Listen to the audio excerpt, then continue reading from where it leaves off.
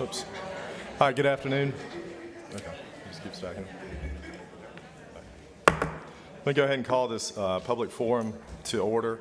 It's 4:31 p.m., December 8th, 2022. Please turn your cell phone to the vibrate, silence, or off setting. Gary Sansing Public Forum is intended for matters not included on the agenda for the upcoming BCC meeting.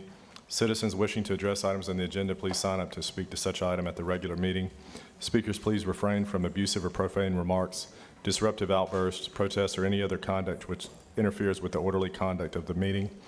Each speaker is going to be limited to 2 minutes today. The Gary Sansing Public Forum may end 5 minutes before the scheduled start of the upcoming BCC meeting to allow the meeting to commence on time.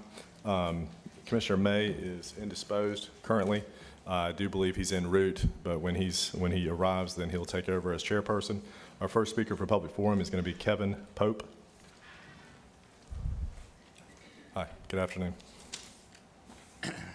Good afternoon. I'm Kevin Pope. I live, I'm one of the owners of the Palms on the Perdido Key beach, beautiful Perdido Key. And I'm here today to talk a little bit about the signage discussion that's up, I guess, for discussion today. And a couple of things. My wife and I moved here about a little over a year ago, just after Sally. And I think one of the things that has we didn't have any signs at that time. And throughout that period that we had a lot of issues with folks coming over onto the beach. And as you guys have already talked about and know, the owner, we own the beach all the way to the tide line is the general understanding at this stage right now. So at that state, right now we put the signs up, and we've seen an improvement. Now, it's not 100%. It's probably 90% of the people that come by here will read the sign and they recognize it as private property and will not set up shop in our backyard.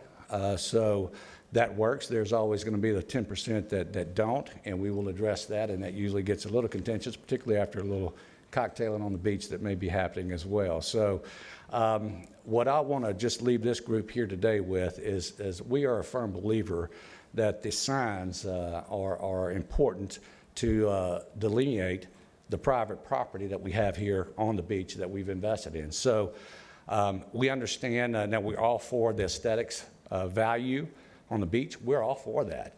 I guess what we are wanting to make sure of is that we also recognize the rights of property owners to enjoy their property and not have any of the issues that come up related to folks coming from outside of the property region and setting up shop on the beach on our property. So that is kind of the main thought, and I wanted to present that to the commissioner.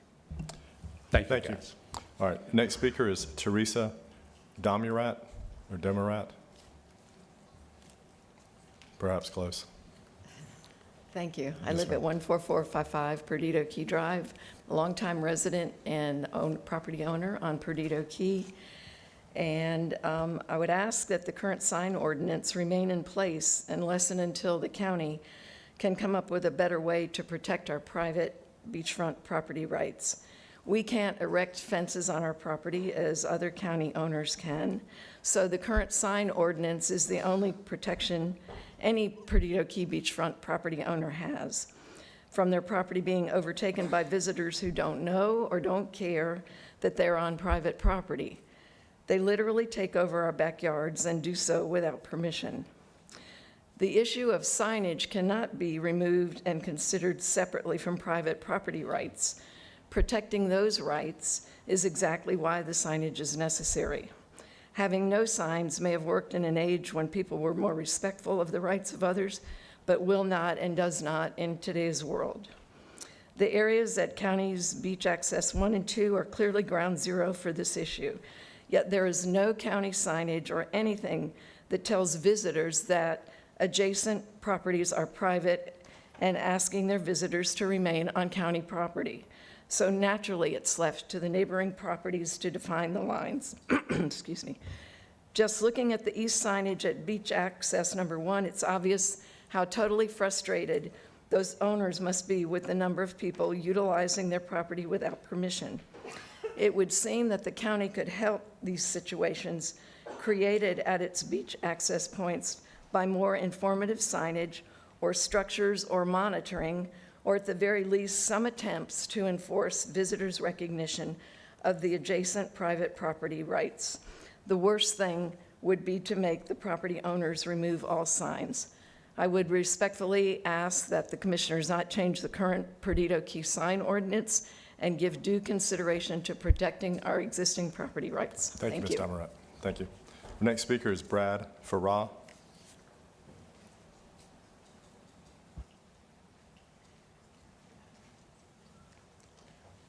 Hello, my name is Brad Farrell, and I want to thank everyone here for your service. My wife and I moved here from North Carolina 3 years ago. We love Perdido Key. We live at La Riva West, which is right next to the public access number 2, and it's our only home. And we pay a lot of taxes, and we pay a lot of HOA fees. And I walk every day, and I fish every day, and I pick up a lot of trash. I pick up a lot of beer cans and wine bottles. I kick down a lot of sand castles and falling holes and stepping holes, and I try to fill them in. I'm out there at 6 o'clock in the morning, and I try to take care of that stuff. But there's not really any kind of oversight or enforcement. People don't even regard the dog law where they're not supposed to be walking their dog out on the beach. But I still pet them anyways, okay? Now, I think one problem is we don't have enough parking. I think we should have more encouragement and get the state park parkings open and use the federal park, because if you guys came on a weekend in the summertime and heard the foul language and the partying and the loud noise going on when you got our residents, and ours is a residential building, it's not a hotel. So these people are coming with their families, and they're setting up shop disregarding the signs that we have, and they're having parties, and people don't like it. Mr. Bagash, I know you said everybody deserves a day at the beach, but we have rights too, and I think there should be a little bit more oversight to enforcing what's going on. So I don't know what else to say other than I love Florida, and I love Pensacola, and I love Perdido Key, but we need to keep the sign ordinance the way it is and let us have our signs, because if you take more away, it's just going to get worse. Thanks. Right. Thank you, Brad. Our next speaker is Gary Holt.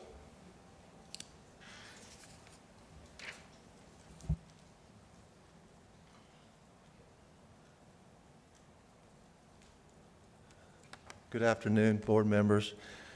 It's exciting to have a new board. I'm Gary Holt, 14055 Canal Drive, 63, I'm dating myself, 63-year resident of Escambia County, and have always enjoyed Perdido Key and surfing and fishing, and my family has enjoyed it too. But excited about the new board. I've only been to 2 swearing-in ceremonies, and 2 weeks ago was exciting for Escambia County and for Perdido Key, and we're really excited about the changes out there. Nothing much has happened at Perdido Key the last 8 years. We felt like there's been a cloud over us, and now we didn't have any voice. And I think some of the money people had a voice, but the surfers and the fishermen and the residents of Escambia County and District 1 didn't have a voice. So we're excited about this new era. We're not here we've got a pretty good crowd. We're not here to argue over property rights, who owns what. People can claim they own all the way to Cuba if they want to. We just want the sign. And I've got some pictures here I'll give to the commissioners. That we were going to try to get them on the screen.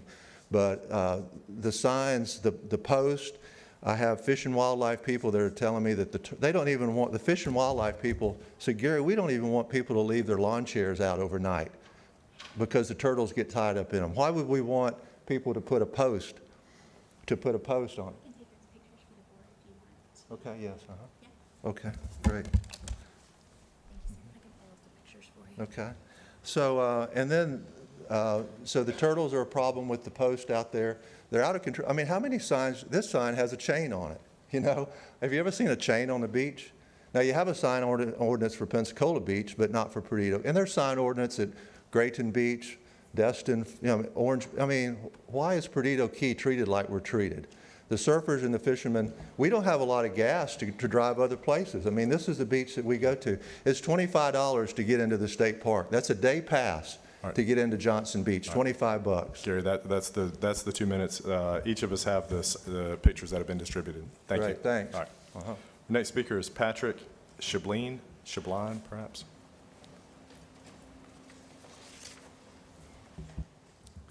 That's close enough. Patrick I'll take it. Scheiblein. I'm at 13621 Perdido Key Drive, Pensacola, Florida. I've been a resident of Perdido Key for 13 years, and I've owned property on Perdido Key for 23 years.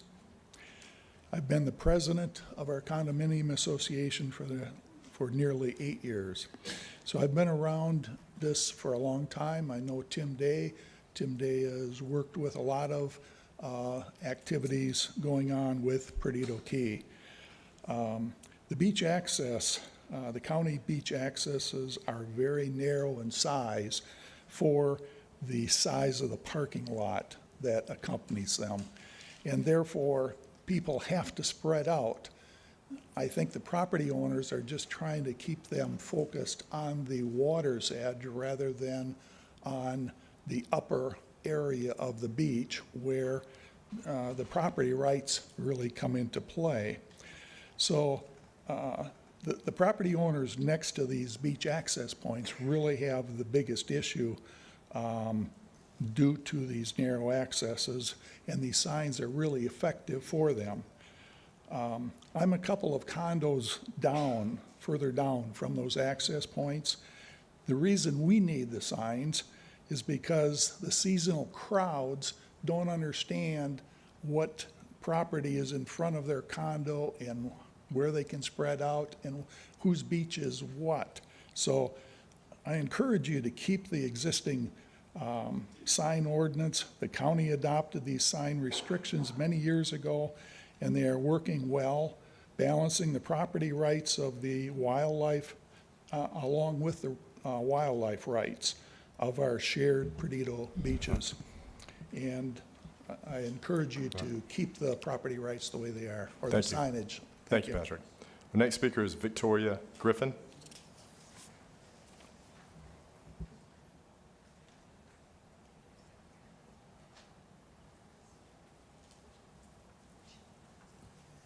Good evening. I decided this morning to look at the mission statement for the county. The mission of the Escambia County government is to provide efficient, responsible services that enhance our quality of life, meet common needs, and promote a safe and healthy community. I want to applaud the county and the staff for bringing back the Professional Advisory Committee. My hope is that this committee will examine each agenda through the eyes of each area, but especially in well-established neighborhoods. I ask the county commissioners to also examine the way they handle potential zoning changes. I think the zones need to reflect the area and not an all-for-one description. I feel that if the county has a developer that wants to come into the area that would change the zone, that all surrounding neighbors need to be notified in writing by U.S. Postal Mail to allow the neighbors to respond as to why or why not. Sometimes neighborhoods change, and so zones need to reflect this. I also feel that the developer wants to, if they want to come in and build, that they need to present upfront what they are seeking, and not, and that needs to be included in the letter, instead of us having to wait down the road to find out what a developer wants to do. Thank you. Thank you, Victoria. The next speaker is Joan Prescott.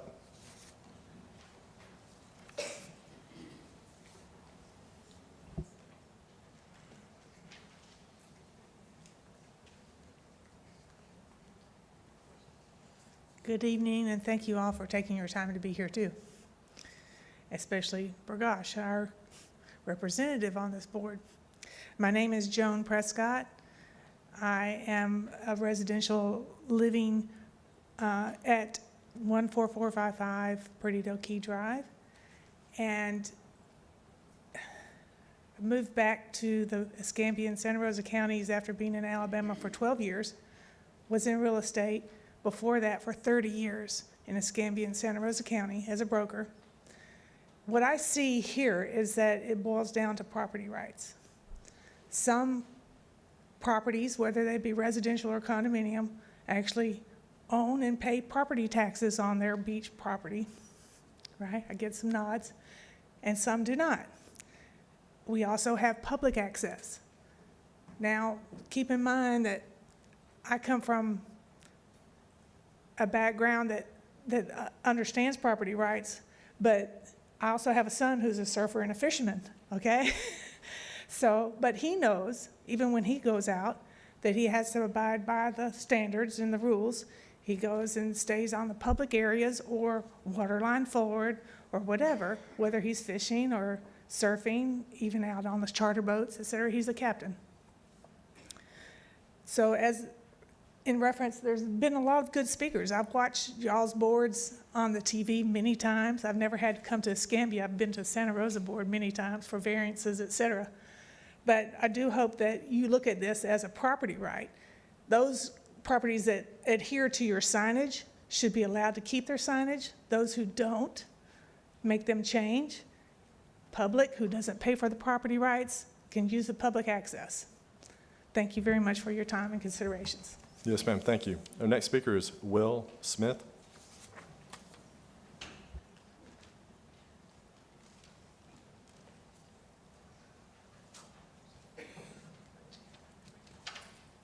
Good afternoon. I would just like to say something.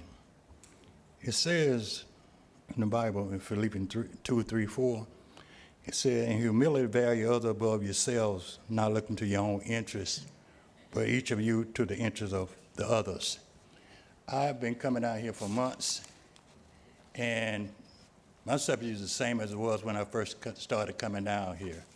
It pertains to the violence, the cleanups all over the communities, not just in a particular area. So when I'm speaking about Pensacola and generally Escambia County.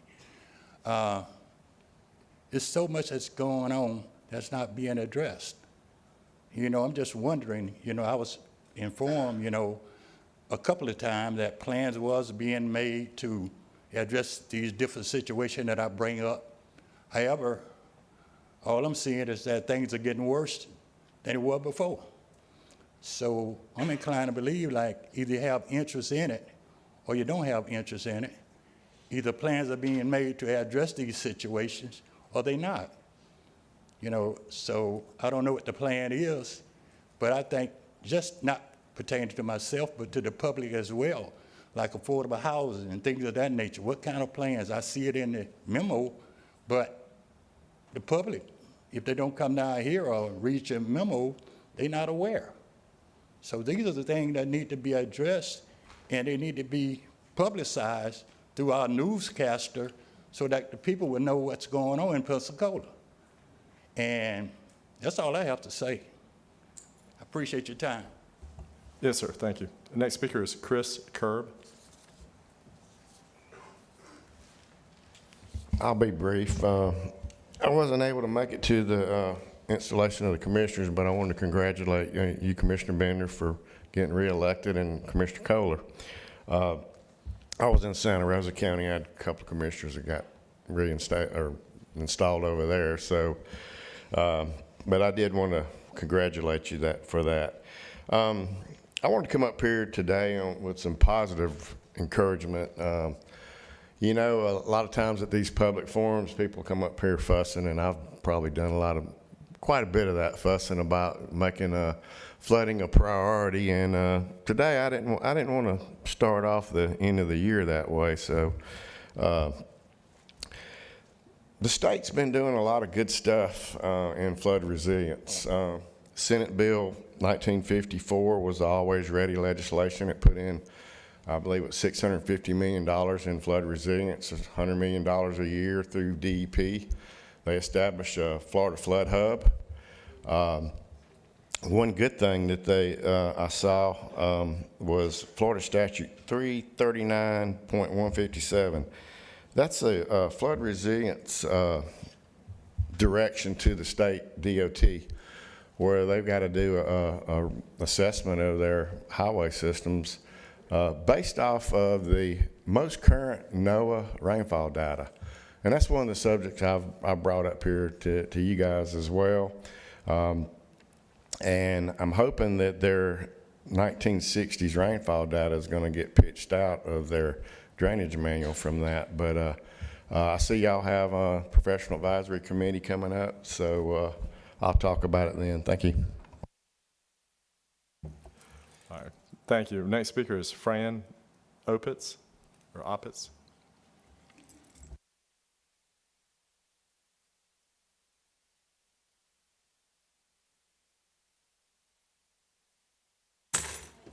Florida.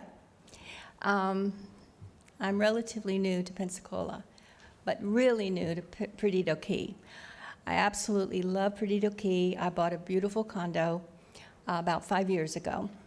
And when I was looking, they told me, of course, I would have beach access.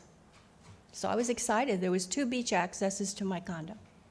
And so I bought it, and now, unfortunately, I'm being told that I practically can't find a place to sit at the beach. To me, that's very sad. I thought the beach was for everybody. Now, I understand that people have bought homes on the beach. I understand that. But we also buy homes in neighborhoods. We've got the street in front of us. The county has an easement. I just don't understand why we can't come to some kind of agreement where we all can enjoy our beautiful beaches. I just find it very sad that we are even having this conversation today. I know I am outnumbered here, but I really feel for the owners, and I want things to be well, and I want us all to get along and enjoy the beach, and I think that can happen. But I think that we all need to realize that the beach is for everyone. Okay? That's all. Thank you. Thank you. Next speaker is Michael Scott.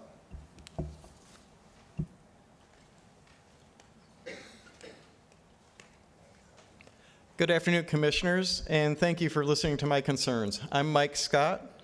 My wife Gail and I have been blessed to call Perdido Key our full-time home for over 2 years.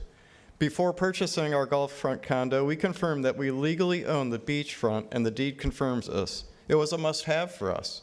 We paid a higher price, and we pay higher taxes to enjoy this. Over the past 2 years, trespassing on our beach is increasing, requiring ongoing monitoring. Some people are very bold, jumping fences, crossing dunes, and finding other creative ways to the beach. The county has invested millions in public access. We also have a state park and a national park for public access. For some, that is apparently too inconvenient. Finally, our condo, like others, added signs, and they have made things much easier to monitor. We spend considerable time on the beach, and code enforcement is almost never present. I've seen them once. Clearly, they are dealing with limited resources. There are 2 groups of people who try to use our beach. The first are those who do not realize that this is private property. These signs help those people. The second group are those who feel they should have beach access to anywhere they want to go at any time. For those, the signs provide a talking point, asking people to relocate. Even these discussions can at times be tense. People have commented to us on their concern regarding the appearance of the signs. However, the discussion quickly turns to the right to restrict access. Based on discussions I have had, it is clear the real issue is unlimited beach access and not the appearance of the signs. I'm really amused by the suggestion our signs hinder sea turtles. The biggest risk to sea turtles is a failure to comply with the Leave No Trace ordinance. Renters often set up tents and chairs on Saturday afternoon and leave them until the following Friday evening. The fronts of many of these rental buildings near us look like they're having yard sales. As a property owner and taxpayer, I think we're entitled to post signs in compliance with the current ordinance. The signs removed out as to where the property line resides. Mr. Scott, that's been 2 minutes. I know the clock is, the timer for some reason didn't start with you, but. Okay, one last your time. sentence. All right. So I asked the commissioners to leave the existing ordinance in place, both sign and leave no trace, and have them duly enforced. Thank you. Thank you. clock was working a minute ago. I don't know. Shirley Pierce.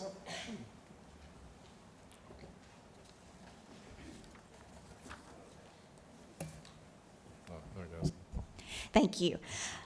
My name is Shirley Pierce, and I live at 1385 Finley Drive. Our group has been before this board multiple times. Although our comments are directed specifically to the Finley project, I believe we would all agree that our concerns apply to a wide range of projects and have resonated with many people in our community. Thank you for adding reinstatement of the Professional Advisory Committee to the agenda for today, as it is better for all of us if the rules of development are clarified. I ask you to approve the reinstatement of this committee and to direct it to look at many issues, including specify buffer zone details for incompatible developments. There are good examples here in Escambia County, such as Governor's Gate Apartments. As my backdoor neighbor, I don't see them or hear them because of this buffer zone. Require notification to existing neighborhoods and public hearings before any new development is approved around them. There are unfortunately many bad examples in Escambia County, such as the 3-story buildings of Johnson Lake Apartments built within 15 feet of my neighbor's property with no notice to him whatsoever. We only learned about the project impacting Finley because a neighbor took her child for a walk, spied a surveyor who informed her of the project. Make sure that contiguous properties with common ownership and control are treated as one property. There is a loophole in our existing code where a de facto trailer park can be created but circumvent all of the rules for a trailer park. Thank you for working to tighten up our land development code so that bad actors cannot exploit loopholes to detrimentally impact long-term citizens. Sure. Thank you. Next speaker is Jerry Price.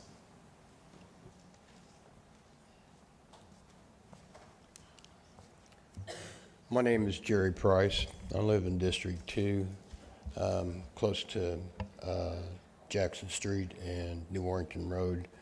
And mainly I'll be addressing Mr. Kohler since he's my district commissioner.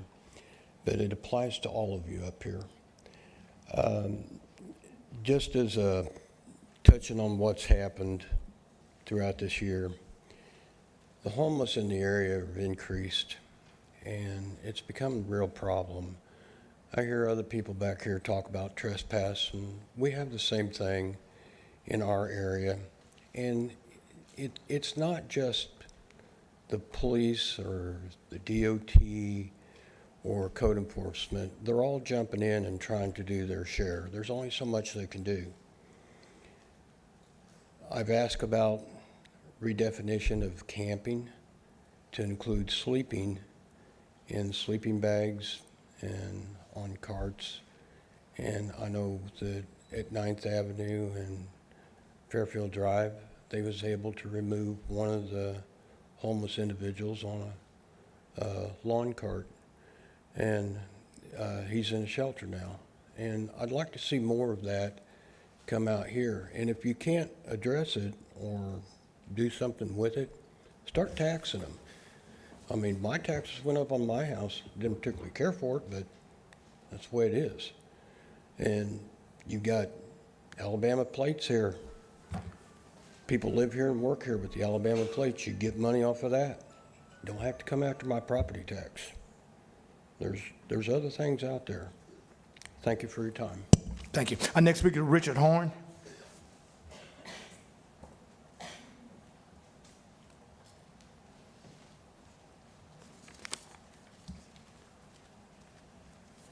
Thank you, Commissioners. I live at 16547 Perdido Key Drive. That's the Marseille Complex. 28 owners, a mix of full-time folks that live there several months a year and folks that come on the weekends. It is a family-oriented complex. So we are fortunate. We have a lot of children and a lot of grandchildren, and they come out on the beach usually around 9 or 10 o'clock in the morning. Our problems have been fishermen that set up poles the entire length of our property that won't move them. Now, we have fishermen that live at Marseille, and they're out there in the morning, but around 9:30, 10 o'clock, when the children and the grandchildren come out, they pick up their poles. We've also had a mix of people that want to use our restrooms in our buildings, and that want to come up the walkway and use the outdoor shower, and they leave their trash behind. And I don't really understand this, but they'll even leave their lawn chairs behind that we have to pick up and clean up. We didn't have signs until about a year ago. We have found that it does help. We do appreciate the fact that we have the ordinance, and we see a value in the signage. Thank you. Thank you so much. Next speaker is Sarah Brahman. Sarah, you want to speak on affordable housing? It is on the agenda, so you cannot speak to an item that's on the agenda. So Sarah, are you here? Do you still want to, are you speaking to, well, if you would wait till the meeting, we will bring you to the meeting. Thank you. Next speaker, Anita Garner, G-E-I-N-E-R-T. Anita Garner, thank you.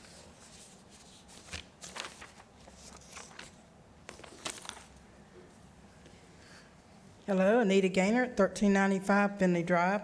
So it's been about a year since we've been visiting you to discuss our opposition to Outpost Bio Townhome Development. As the year winds down, I'm reflecting on several things I'm grateful for, things I wish I could change, and things I wish for next year.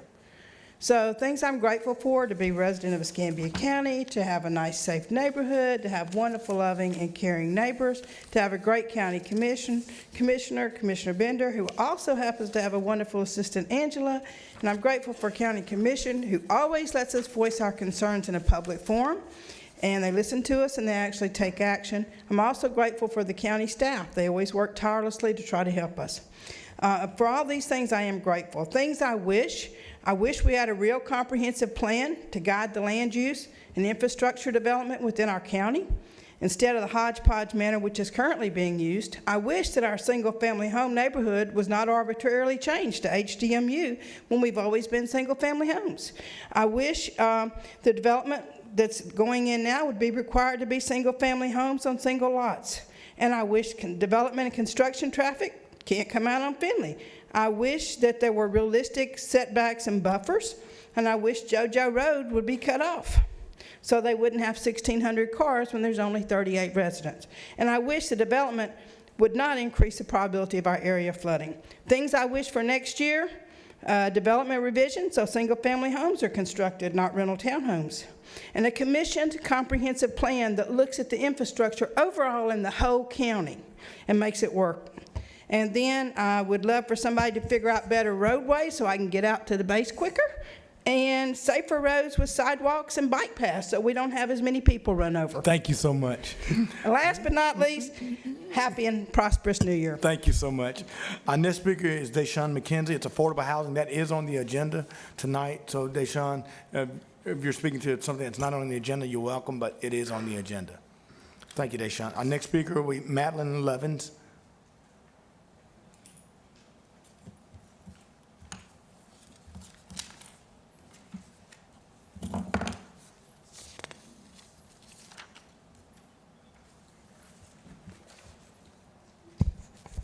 Good evening. I'm the Reverend Maggie Levins, and I am very happy to be before you tonight.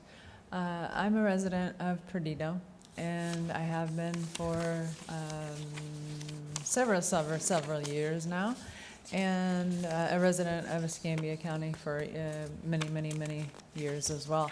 I have a reaction every time I see the signs on Perdido beaches.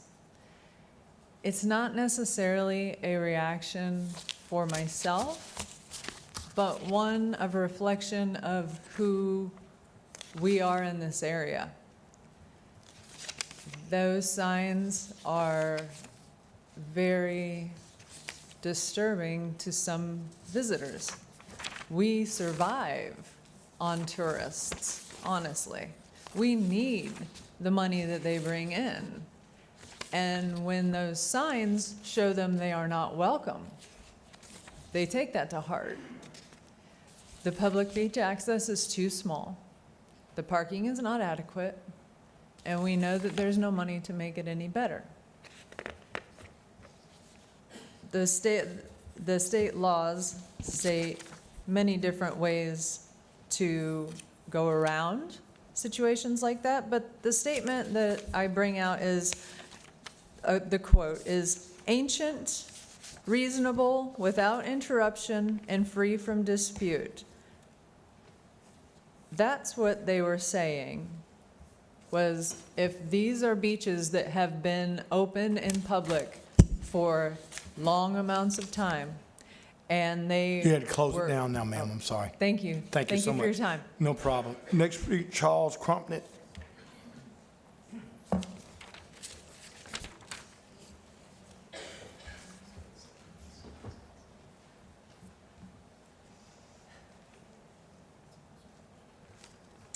Charles Krupnick, 14500 River Road, Pensacola, and president of the Perdido Key Association. Perdido Key private beach signs are posted in accordance with the 2019 Escambia County document titled Keep Perdido Key Sea Turtle Friendly, which indicates that the welfare of sea turtles were considered when the policy was established. The document states private landowners may install up to 3 single-post signs located at the base of the dune, midpoint of the beach, and the southern corners of the property. These rules are largely being followed, with some exceptions that can certainly be corrected. Many properties have less than 3 signs, and some have none, but those nearest to Escambia County's 4 public access points understandably have the most. 3 signs seem reasonable, since they clearly delineate property boundaries. To comments that we're losing tourists, I think the reverse is actually true. People come from Alabama to use our $3 state park instead of the $10 parking in Orange Beach, okay? It would be great if no signs were needed, but beachfront property owners have essentially no alternatives. Fewer signs would reduce their ability to maintain their private beaches, making them de facto public beaches, which may be the intent of some involved in this anti-sign initiative. If the intent is to make Perdido Key private beaches public, then proper procedures should be followed, like purchasing beaches from the owners, pursuing customary use litigation, like Walton County, or perhaps beach restoration to engineer Perdido Key beaches like Orange Beach and Pensacola Beach. Barring that or similar initiatives, I think the 3-sign current rules are appropriate. Thank you. Thank you, Charles. Next speaker, Dale Hastings.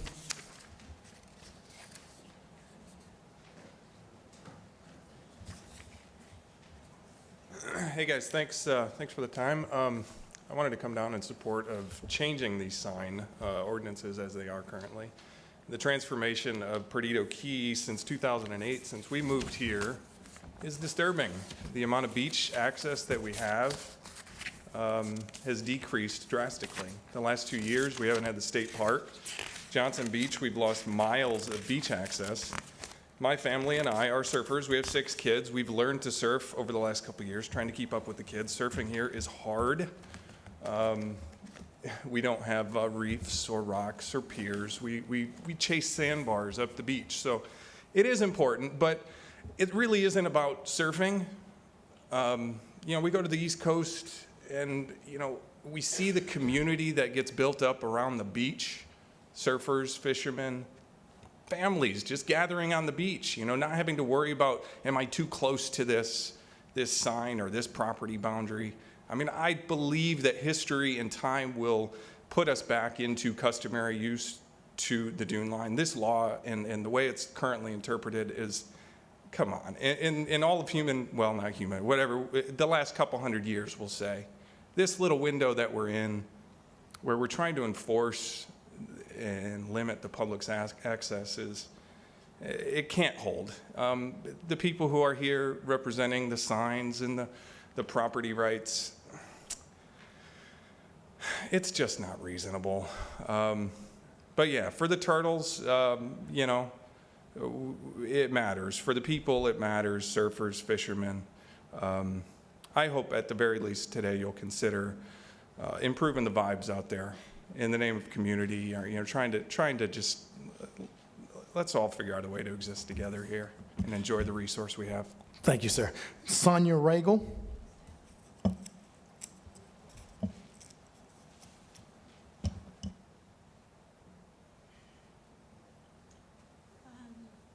not sure if I was supposed to be on the public forum, but I'll go ahead and read. What are you speaking on? The Community Redevelopment Agency, the resident rehab. That'll be at the board meeting, so you can't speak to that now. No, you can speak at the meeting. Yeah, she should have put me on the correct spot. Okay, well, it'll be later. It'll be at the meeting. This is public forum. Right. Okay. So you're going to call me later? Yep, we will. All right. Thank you. Melissa Pino. Thank you, Chairman May. Careful what you wish for, Commissioner Burgash. When I supported Perdido Key going to District 1, it was for two reasons only. One, people on the west side are sick of watching every penny going down to Perdido Key. So thankfully, our new Commissioner-elect Kohler will not have to deal with that scenario. And we can get some focus and some love on the west side for a while. But also, Commissioner Burgash, because as I said, you are going to get some of that beach stuff back that we lost during 8 years of Doug. It ain't none of my business if Perdido Key wants to incorporate. I'm in Navy Point. It is my business having access to that beach. And we're already going to get the made-up statistics floating around. 75% of the people here on the survey of who we decided to send the survey to from our self-selecting list of people we sent the survey to, all of that needs to be put to the side. There's the incorporation question that they're already heating up on, and there's the question of the signs. And newsflash, rock stars on Malibu Beach can't throw up signs in front of their place on the beach. What is the ordinance here? They keep saying an ordinance. What we need is a properly enforceable ordinance for Sheriff Simmons. I'm sure if they had one, they would use it. And it sounds like the signs aren't keeping the dogs from running amok and the beer cans from being thrown around, et cetera, et cetera. What's really sad about this is what we're really seeing is 8 years of divide and conquer. And all of the rollback of the beach rights taken away. I'll do you one better. Take the signs down and bring back nighttime access, because that was a recent decision also. And I'm with the lady that says start healing this and having compromise. It is possible. Thank you. Thank you. Jean Brown. I have copies for you all.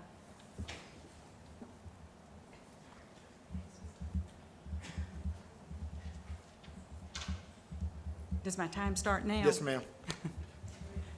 It's already started. I wish all of you the blessings of the season, hope, love, joy, peace. I'm Jean Brown of 1475 Finley Drive. For 54 years, I oppose the Outpost Bayou Townhome rental project. We residents have stood before you for almost a year.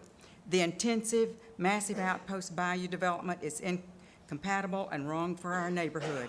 Today, I give you a year-end review. Compatibility. The comprehensive plan and the land development code obligate the county in significant ways. Protect the character of existing residential neighborhoods, ensure that new development is compatible in character and size, preserve the character and quality of residential neighborhoods. The character of Finley Drive, owner-occupied, large lots, 26 of 36 are 1 to 2 acres. The average size is 1 1/4 acres, low density, no outlet, dead-end street, very low traffic. The quality of Finley Drive, it's quiet, safe, secure, friendly, no through traffic. The neighbors know each other. Long-term residents, 25 of 36 have lived here for 15 to 55 years. There are 6 second-generation families on Finley Drive.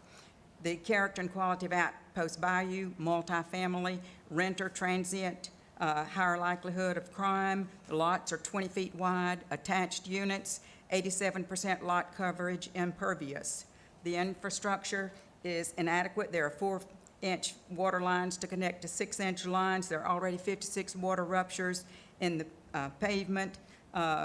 There's 18-foot pavement on the circle. There are no turning lanes from Jernigan to Finley to JoJo. We had a sinkhole in the street. Jean, your time's up. Would you close it, please? Thank you very much. Thank you so much. Our next speaker will be Bob Thomas.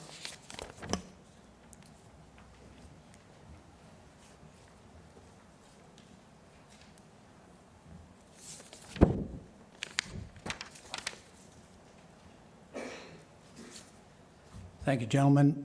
I'm Bob Thomas from Parasol on Johnson Beach Road, Perdido Key.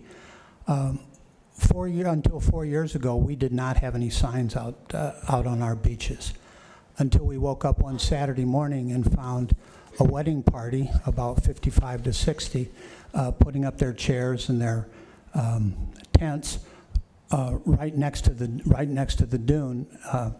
And we asked the sheriff to come out, and that's when he told us, "Hey, look, you've got to have some signs up there." We let the wedding go on. We came together as an association and said, what is reasonable as far as, even though we own to the mean high tide line, what is reasonable to allow folks to traverse the beach and maybe even put up a chair or a surfboard, okay? We sent a picture of the beach with our placements of signs to Tim Day. He approved it, and we do that every year. We've only done it 2 other years. And once it's approved, then we put the signs in there. We give a reasonable amount of space forward to the sea line, and then just concern ourselves with the signs back to the dunes. And I think that's a reasonable way to go, especially when you put it through Tim Day, and he's the one that will approve it. Thank you. Thank you so much. Connie Walks. I'm sorry if I mispronounced your last name.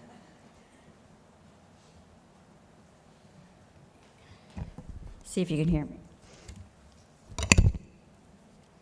Connie Walker, 14761 Perdido Key Drive, Pensacola. I am Vice President of the Perdido Key Association and also a beachfront property owner near Access Number 3 for 29 years. I spent a good deal of time cleaning Beach Access Number 3 as well as Beach Accesses 1 and 2.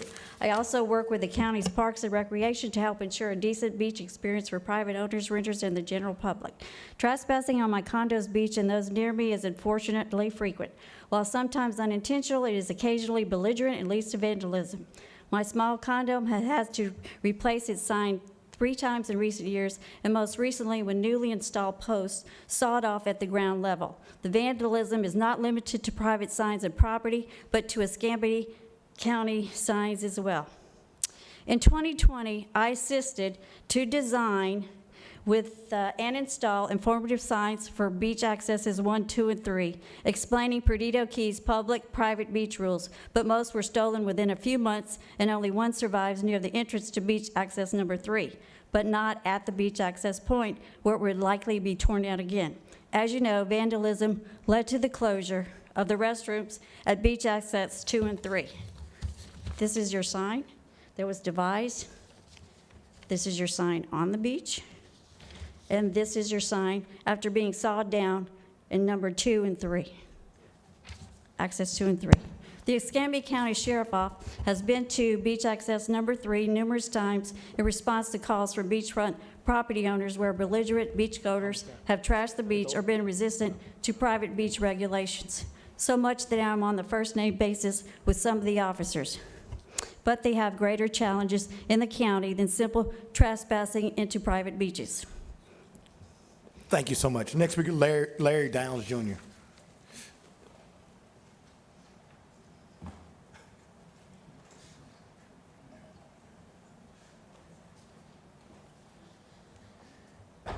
Hello, hello.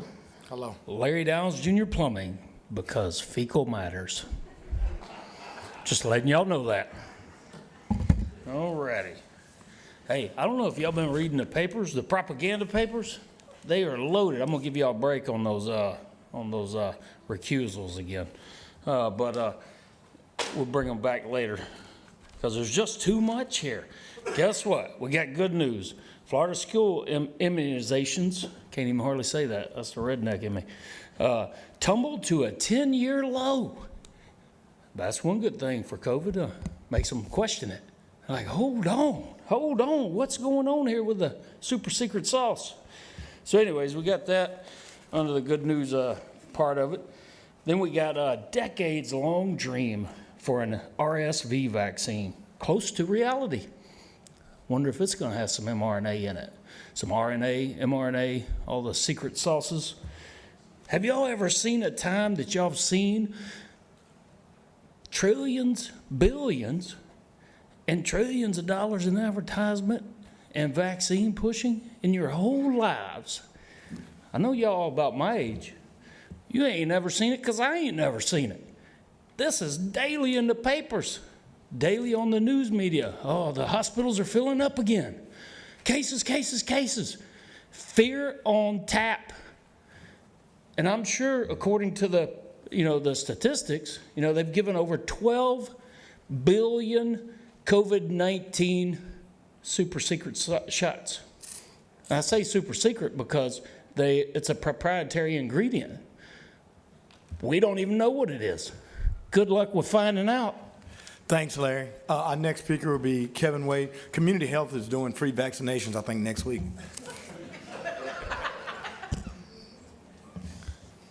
Okay.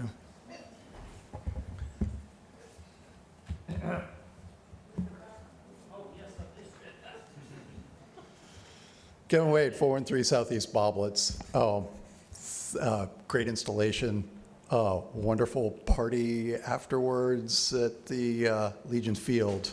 I'm shy and bashful sometimes, and I really wish I wasn't at that period, because protecting what matters. There were so many people there. Mr. Marino, your crews brought so much equipment, and a few of them filled me in on some of the intricacies of equipment that was there, and just wonderful folks that are protecting what matters. And these signs, well, here's your sign. This was the Redneck Riviera. I love the Redneck Riviera. When I first got here, there were several years where there were dune buggy parades on the beach, all the way down to the Floribama. And we timed it so that there was another dune buggy parade coming from the other direction in Alabama. And at the Floribama, we threw one heck of a party. I love that. Protecting the turtles? Absolutely. Protect the beaches? Absolutely. People want to see some signs? Come to Navy Point. I can show you some signs. No ordinance. What is this blue sign? Only around one park in all of Escambia County. Just absolutely crazy. And if turtles are hurting themselves on these signs, make these signs go away. Protect what matters. Thank you very much. Thanks, Kevin. I appreciate it. Commissioners, in lieu, I know that your pastor has to be out at a certain time, and certainly have to be. So we're going to try to start the meeting as close as 5:30 as we can. So I know you guys have to go to the back, but we're going to start the meeting at 5:30 if we could, in about 8 minutes. We stand adjourned. Thank you.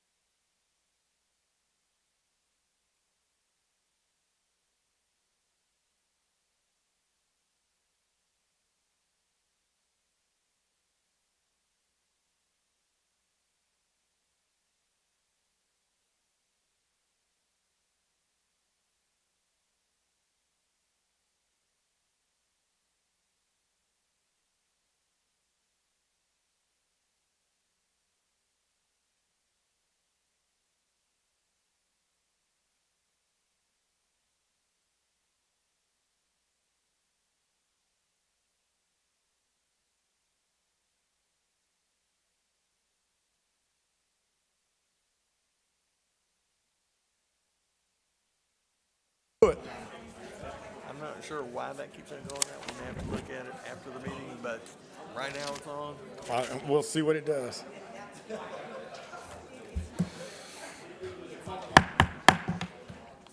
Board of County Commissioners meeting, December 8th, 2022. Ernie Lee McGahey Building, call to order.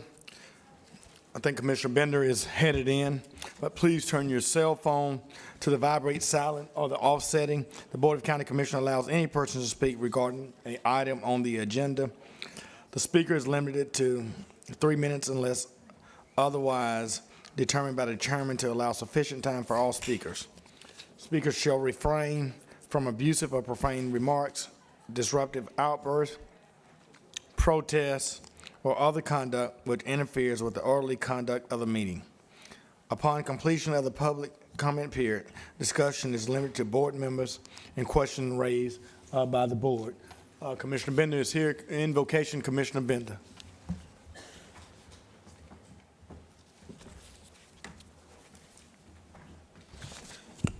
Thank you, Commissioner May. I have Pastor Gary Daughtry from Courts of Praise Fellowship. Thank you, sir, for being here. Appreciate it.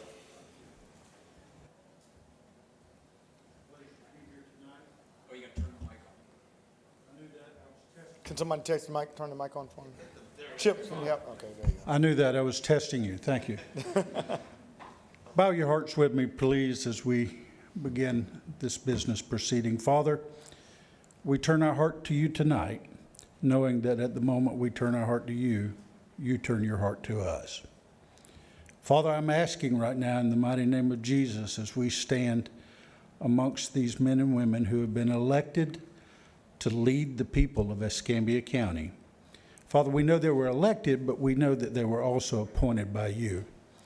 So simply, we approach the throne tonight, and we ask for divine wisdom to be granted to all that are here, even those that are attending tonight. Father, we ask because we know that the word says that if we ask for wisdom, you'll grant it liberally.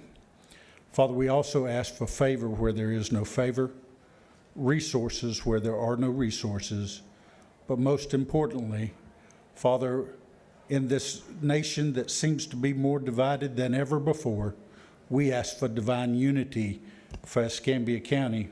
Father, we live in the closest thing to paradise in Escambia County. We'd like to keep it that way. Now, Father, we ask right now your richest blessings on these proceedings and the people of this county. In the mighty name of Jesus, we pray it. Amen. Amen.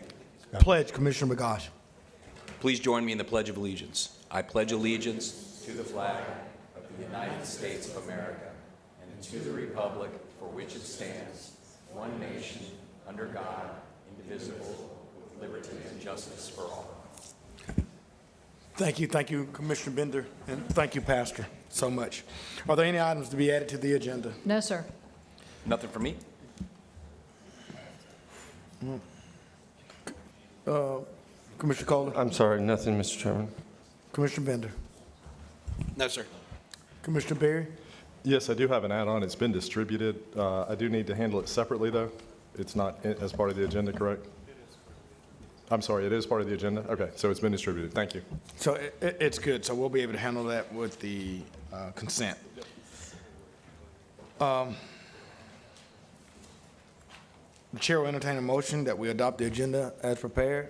So moved. We have a motion and a second. Please vote.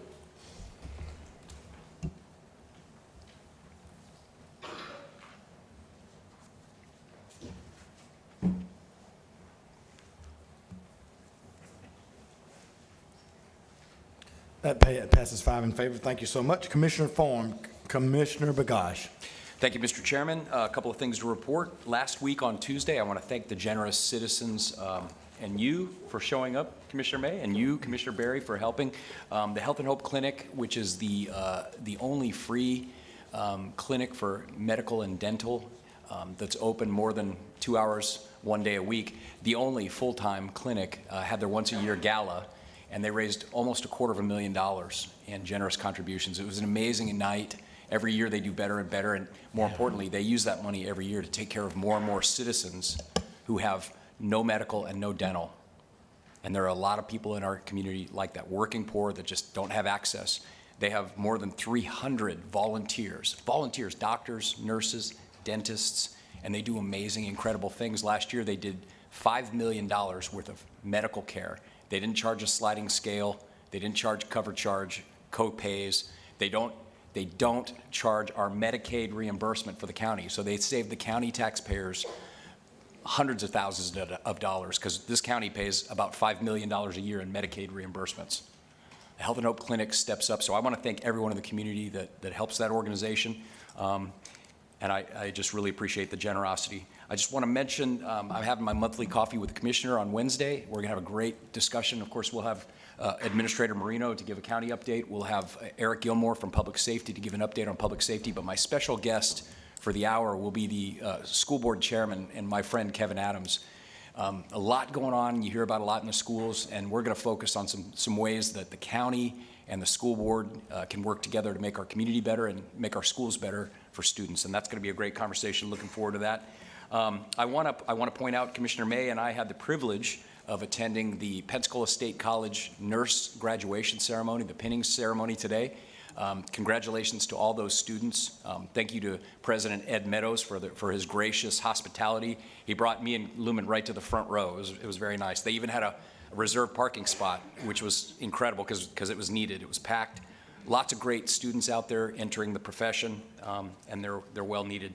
And then finally, Mr. Chairman, tonight we will be approving some significant funding to help support the training operations for American Magic, which is the sailing crew that's going to represent the United States at the next America's Cup in Barcelona in a couple years. It's a tremendous, tremendous coup that they have decided to come here and do their winter training in Pensacola Bay. And I've got to give a shout out to the folks who really made that happen, because it didn't just happen overnight. The TDC has put money into it, but way back in 2018, it's not that long ago, but in 2018, they were out in Key West, and they reached out to then Mayor Ashton Hayward via Jim Andrews, who was a good friend of the people that owned the team, and they said, hey, we'd like to move to Pensacola. Do you got any space out at your out at the pier, out at the dock? And he said, absolutely, we'll make it happen. And they've been here ever since, and every year they bring more people. And I don't know if you've had a chance to see it, but it's an amazing ship. It's amazing to see a sailboat go that fast. It's just incredible. And they're going to be here for several years training. So that's a big coup for Pensacola and Escambia County. I'm very proud tonight that we'll be approving that. And that's all I have, Mr. Chairman. It's not just their winter training, year-round now. Year-round training. Year-round until they Even go better. wherever they're going, so. Well, Jim, I've never been to the yacht club, so hopefully, once they start training, I'll get an opportunity to go to the yacht club. But Jeff, I certainly want to Health and Hope, and another place. I don't go on the west side of the country club, but it was great to be there at the country club with you and all that your wife is doing. I mean, a great event to be there with all of our healthcare professionals, Baptist, Sacred, West Florida, Community Health. I mean, it was I couldn't stay long because basketball supersedes any event for me, but it was a great event, and I want to publicly, I know I'll have my time to talk, to congratulate you on Tori, your daughter. I mean, today, the pinning ceremony was emotional, and to be there with you for our daughters, I mean, meant a lot, so thank you. And Lumen, the same to you and your family. What a great event. It was what a a great great event. It was just amazing. It was better than a shade meeting. Commissioner Kohler. Yeah, thank you, Chairman. Well, first I want to thank you both. Being the only nurse on the dais and hearing that both your daughters are nurses now, I know I have at least some compassion in your homes. So that's a good start. I'm on day 16, and I first want to thank the staff that's been very welcoming to me. They've been trying to get me up to speed on the things that I don't know, and it means a lot to me, and I want to just say thank you. I know we're going to talk a little bit about proclamations, but I'm going to do it now. Yesterday at NAS Pensacola Museum, they had a signing with Chief Warrant Officer Frank Eman, and the News Journal put an article out yesterday about December 7th, 1941, which was 81 years ago. They had an article on a survivor that was 101 years old, and it was out of California. What the News Journal didn't know, and I called Mr. Little, the oldest living survivor of Pearl Harbor lives in Escambia County, and it's Mr. Eamon. He's right there. He was signing autographs for us, and his inspiration and story and perpetual optimism of what can happen to a human being when something so tragic comes about. He was stationed on the USS Pennsylvania, and if you know, there was about 2,400 men that died that day, and he's a musician. He may be the last living Pearl Harbor survivor. They think there's 3 to 5 in the United States. We don't know the exact number. But these weren't men that were captains or warrant officers. They were privates and seamen. And they were 19 and 20 years old, 17. And his story, I think, is one of the reasons that so many people in Pensacola love this place. He wasn't from here. He was from Rhode Island. Sergeant Major Braddock was from Louisiana. He passed this year. He was 99.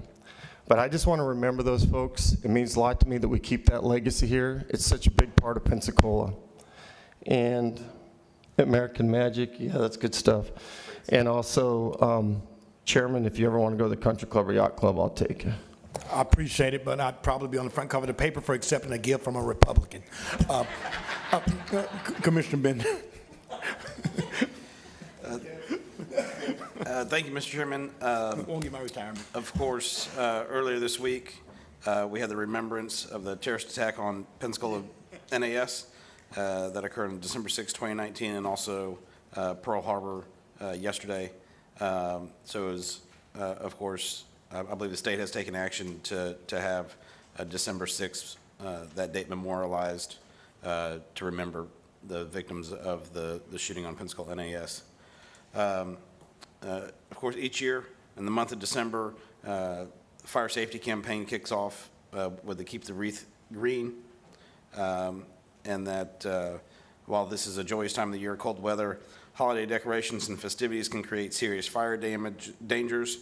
By promoting simple, life-saving holiday tips each December, firefighters hope to reduce the number of fires. And so as that works is that every time there's a structure fire with damage, one of the green lights gets replaced with a red bulb. And so we hope to keep those limited this year. Also, the Escambia County Department of Animal Welfare and Best Friends Animal Society are teaming up for a holiday adoption extravaganza this weekend, December 9th to 11th. During this event, the Department of Animal Welfare will waive adoption fees for anyone looking to take home a dog or cat. I also want to thank the Pensacola Beach Chamber for putting on the Surfing Santa Parade on Sunday and letting me be a part of that. And then finally, the paint that we used on the beach ball water tower holds a calendar contest, and so Pensacola Beach made the June picture as one of the winners this year for using the paint on the beach ball, and I'm really glad that we were able to get that done this year. We appreciated working with the contractor. Again, it's not the one that did the calendar, but you know, I think a lot of people remember they were out there in freezing weather, high winds, and they got it done on schedule, which was great because in July when the Blue Angels came, they're in the process of making an IMAX movie, and Pensacola Beach and the beach ball were prominently displayed in the trailer that I saw. And so again, I think it's just a great opportunity to put our best foot forward and show what we have to offer for this area. And then of course also some people have probably seen that the Pensacola Beach sign came down yesterday. The crews will be doing a similar process as what they did with the beach ball. They'll erect a curtain around it to sandblast it and repaint it, and then we expect to have the new fully functioning sign start to be hung early in the year. So the first week of January should start to go in. So thank you so much, Mr. Chairman. Thank you, Commissioner Bender. Commissioner Berry. Thank you, Mr. Chairman.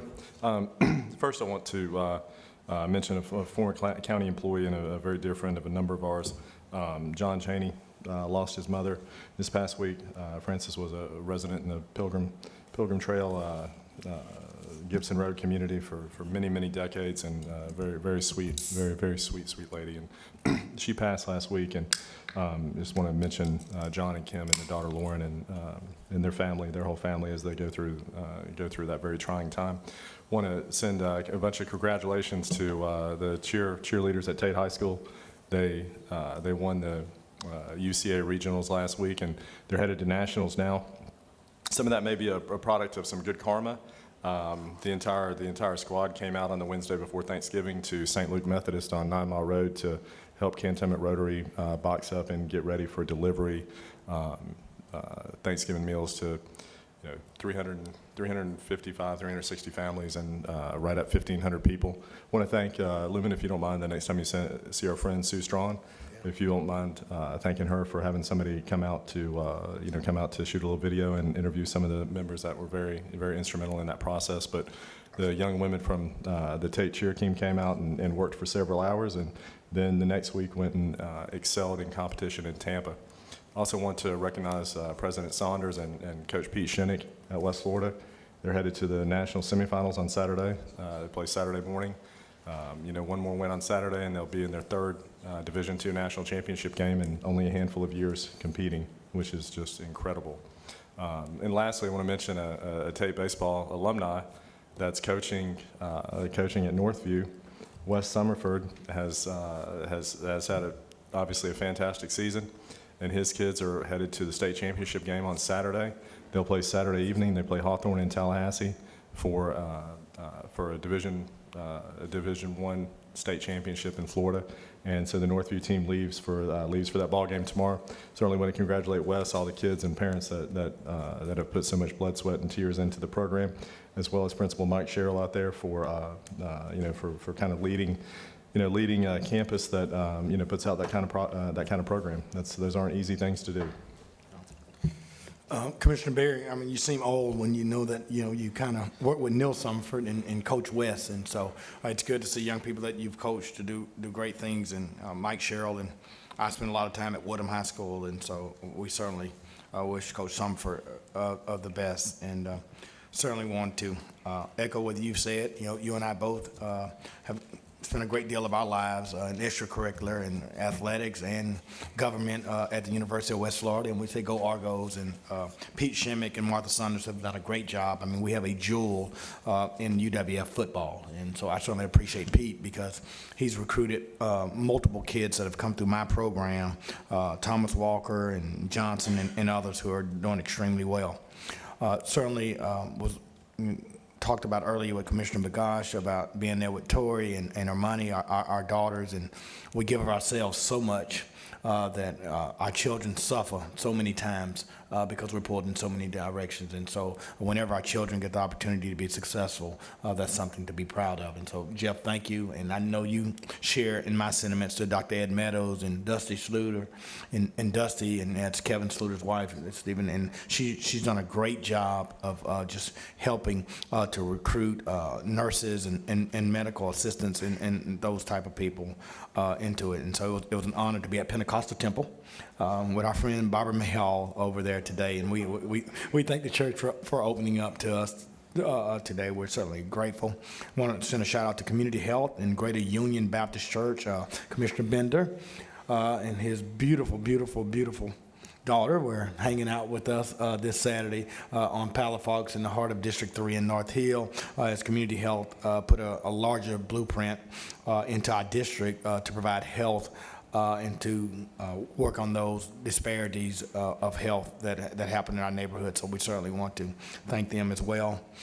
Do want to thank Wes Marino and your entire staff for last Tuesday on the installation of the partnership with Mayor D.C. Reeves and President Council Delarian Wiggins. Our staff really showed up. I know it was Public Works, it was Public Safety, it was all of those teams did a great showing right there, and I love them. It got dark in the hood and they didn't leave, so we appreciate it. And so, Wes, we do thank you for your leadership for that.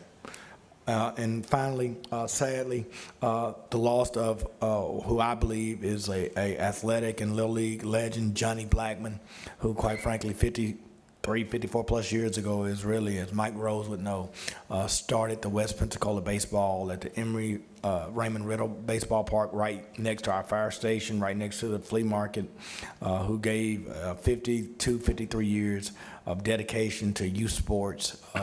We buried him on last week.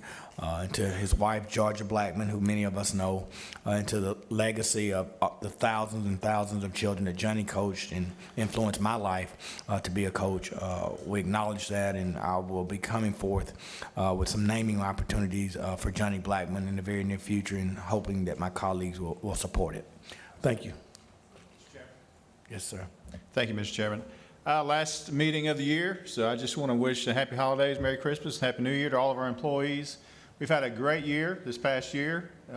You know, sometimes we get lost and think that the magic happens down here, but the magic happens out in the field. It happens out in the departments, and from the guy or the lady riding the bush hog to they got the fire trucks and animal welfare and building inspections and engineering. I mean, we just have some great employees. We've accomplished a lot of good work this year, so as we close the year out, I just want to thank y'all and wish y'all the best into the new year. Thank you. Thank you, Wes. And I don't have an aide right now, I just have an intern, but I did tell Commissioner Berry's aide that the Grinch must have ran through the chambers because I don't see any Christmas decorations. And so, Don, I knew you were going to take care of that for us. Again, I do want to thank Claire Long and Wesley Hall and their department, because we do a lot of toys, a lot of events during the Christmas holidays in our district, and Human Services Department has really stepped up to help us. So to all of Claire's staff, I want to name you all. Thank you so much. So that being said, the chair will entertain a... Mr. Chairman, Oh, I'm sorry. Actually, two more things. One, did you see Barbara? Did you get your peanut brittle order in? If I need to change mine, add a couple extra for you, let me know. She doesn't cash out me, and it's going to be tough. Okay, all right. But one other thing I did want to notice, and I don't think we'd mentioned it before, but I know he was here, I think right before you two came on board, but Randy Oliver Yes, passed away, I think 2 weeks ago. His service will be this Saturday, but Where would it be? Would it be local? it's local, yeah. So he had passed away here. You know, he had just retired from Citrus County on November 8th and came up here, and unfortunately didn't get to enjoy retirement for that long. So I got to see a number of Citrus County commissioners last week, and also know that one of the ones that rolled off his board, of course, they spoke very highly of him and the job that he did down in Citrus County. So, of course, our thoughts and prayers with his family. Absolutely. And Commissioner, you as, excuse me, you as I did, probably did spend some time with Randy after the primary before the general election in 2012. And, you know, there was a legacy there that Randy had, especially on the financial side. I mean, Randy was very gifted. You know, my perception was very gifted financially, and there was a lot of refinancing and those types of activities that went on. Randy was a very intelligent person and left the county in I think much better shape than he assumed it. You know, maybe 24 months before, 27 months, however long he served. But he did do a lot that does still have legs today in some of the financial changes that he made. Thank you, Commissioner Bender, for bringing that up. And Commissioner, you're absolutely right. I think in trying, and I still don't completely understand it, but Randy really helped you get a grasp on the budget. And so I spent a lot of time with him, as you said, between the primary and the general, learning what was going on. And so our prayers and condolences are to Randy Oliver. We're certainly benefiting from some of the things that he implemented today. Thank you, Commissioners. At this time, we'll entertain a motion for the adoption and ratification of proclamations. So moved. Second. Have a motion and a second. Please vote.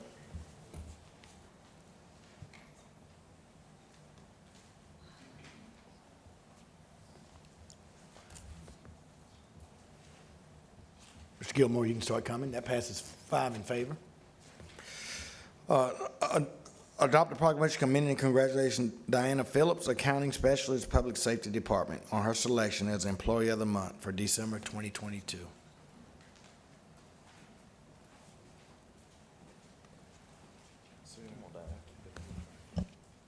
Good afternoon, Commissioners. It's with honor to award Diana Phillips this proclamation for Employee of the Month. She's an outstanding employee at Public Safety, does a lot. She does a lot in the fire department as far as managing the timekeeping for our firefighters and everything. But not only that, she sees public safety as a whole family, so she does everything. And most recently, and you'll hear in the proclamation, something she did that was kind of unique to what we needed, and she was right there to help chip in and help out, and she helped the sheriff's office as well as we did it. So I'll read the proclamation really quick.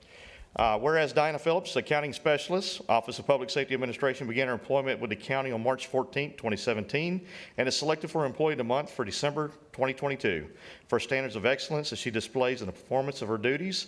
And whereas she is responsible for performing a variety of accounting functions, including reconciling accounts, processing purchasing orders, requisitions, batch deposits, accounts payables, as well as processing and approving payroll for fire department. Whereas Ms. Phillips serves as an interpreter in the billing department for incoming calls in Spanish and has assisted with the translation of documents such as patient representative release and notice of private practices for emergency medical services. And whereas she led the emergency management preparedness presentation in Spanish for the first time and interpreted for Escambia County Sheriff Chip Simmons and Emergency Manager Travis Tompkins in an effort to arm residents with information needed in the event of a disaster. She has proven time and time again that she is a team player who is reliable, hardworking, and willing to step up and assist colleagues in all accounting duties and is appreciated by everyone in her office. Now, therefore, be it proclaimed, the Board of County Commissioners of Escambia County, Florida recommend and congratulate Diana Phillips on her selection as Employee of the Month for December 2022. Lyman J. Mays, Chairman, Stephen Berry, Vice Chair, Jeff Bergosh, District 1, Mike Kohler, District 2, and Robert Bender, District 4. Thank you. Thank you, Diana.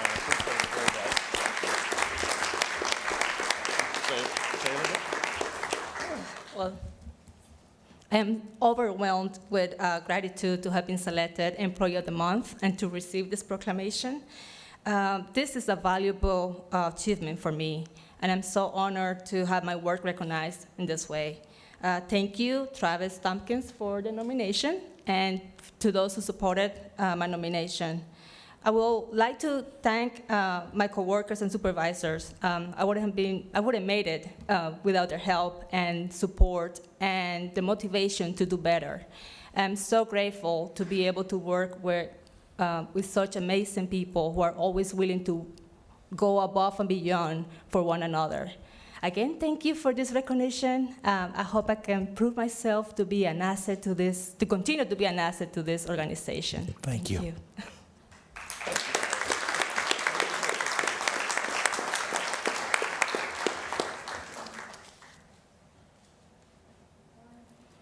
B, C, and D are ratified, correct, Wes? So we don't have to do those. Did the clerk's office receive proof of publication for the public hearing on the agenda and the board weekly meeting schedule? Mr. Chairman, the clerk's office has received all proofs. Thank you. The board, I move that we waive the reading. we have a motion Second. and a second. Please vote.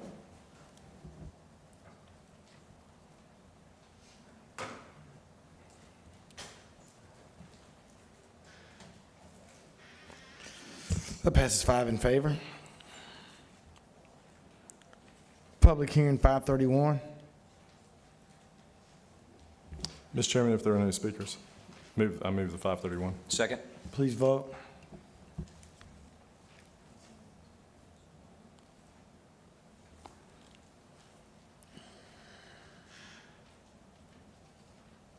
(531) passes, 5 in favor. Thank you so much. Clerk and Comptroller's report.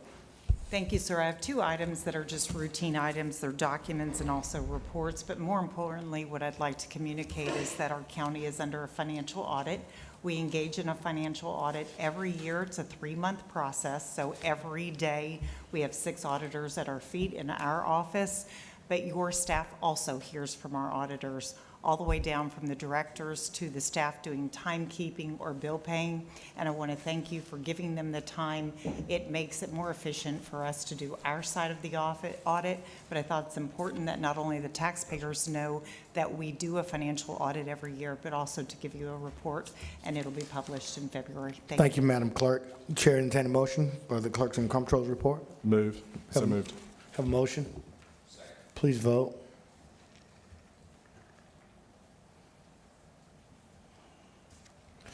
Passes. 5 in favor. Growth management. Director Jones. Yes, sir. For tonight, we have the first rezoning case Z 2022-16 from commercial to heavy commercial light industrial. NA, the planning board made a recommendation for approval. Mr. Chairman, do we have any speakers on? We have one, Buddy Page, but He's Buddy, you waving want to in wave in support. support? He's waving Good. in support, Well, yep. if Buddy's there, we'll move the item. Yep, move the item. The second, so you're moving in support of A and B? Yes, sir. Yep, second.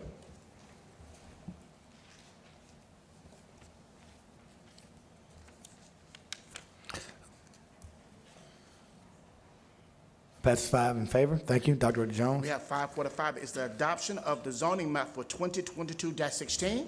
Move the 545. We have a speaker. Buddy, are you good? Wave in support. Thanks. Please vote. Director Jones. Oh, hold on. I'm sorry. 5 in favor. Thank you. Director Jones. The next item, the next rezoning case is 2022-17 from medium density residential to heavy commercial light industrial. And the planning board made a recommendation for approval. Buddy, Speaker, Buddy, you waving in support, Buddy, or you need to speak? We have a motion? Do we have a motion? I have a motion. You have a second? So moved to approve. I'll second his motion. Buddy? All right, please vote.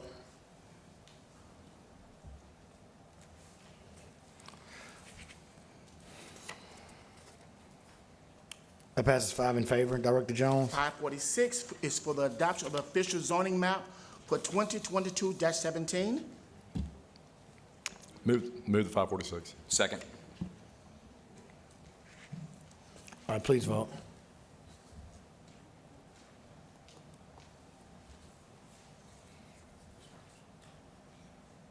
Good. All right, Okay.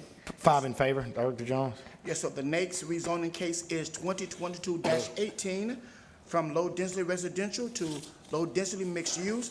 The planning board made a recommendation for approval. Mr. Chairman, I move the item in support of the approval. We have a motion. Second. Please vote.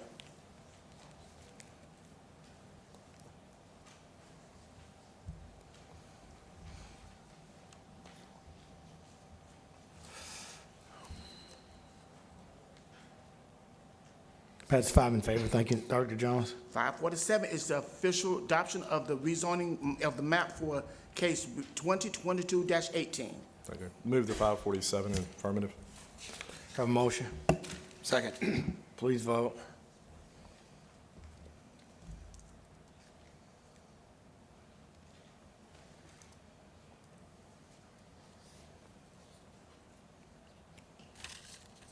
Passes 5 in favor. Dr. Jones? Yes, so the next item is an action item for the recommendation concerning appointments to the Professional Advisory Committee with the appointees, the candidates A through G. We have a speaker. Chris Kerr. 2 minutes.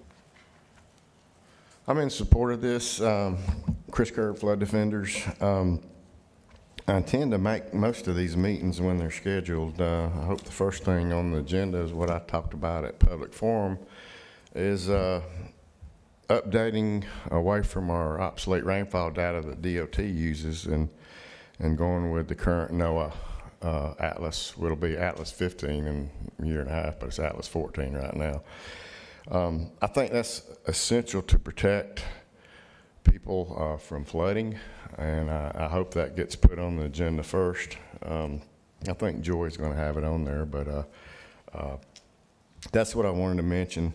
Another thing, didn't get to those little 2-minute deadlines. You can't get everything in you really want to say, but the American Flood Coalition, the chairman of the American Flood Coalition is Jay Faison, and a lot of this legislation that you see going through the state right now, or past couple of years, is getting pushed through the American Flood Coalition. I know, Commissioner Bender, you're a member of the American Flood Coalition.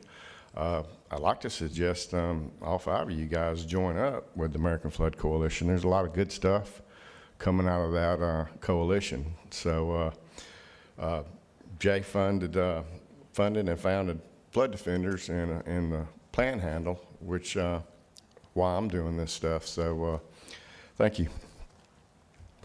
Thank you, sir. Chair, entertain a motion. Move the item in the affirmative. Second. Please vote.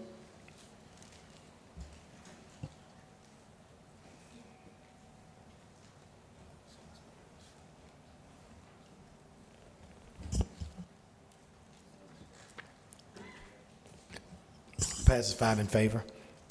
Director Jones. The next item is construction of a dock on county right-of-way to review and approve. We have for a Doug speaker, Ackerman. Commissioner, Commissioners, Melissa Pino. Thank you, Chairman. May Melissa Pino, 413 Southeast Boblitz. I am in support of this dock, and I had told Horace and Drew that the only reason I'm getting up is being a resident of Navy Point, and I checked with them to make sure that I'm still correct on this. Commissioner Kohler, obviously this falls under your purview.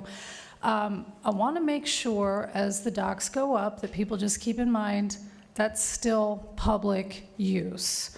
Lots of times when the owners get their dock privileges, pretty soon they start thinking that they can close that shoreline off to public access. And we can walk all the way down that shoreline from Navy Point. That is all ROW the county owns to a certain point. And I even know from the experience of almost buying down in Beach Haven off of Bainbridge that had we decided to purchase that property and come to the county for a dock, people can traverse the dock even perpendicularly or whatever the quickest point is.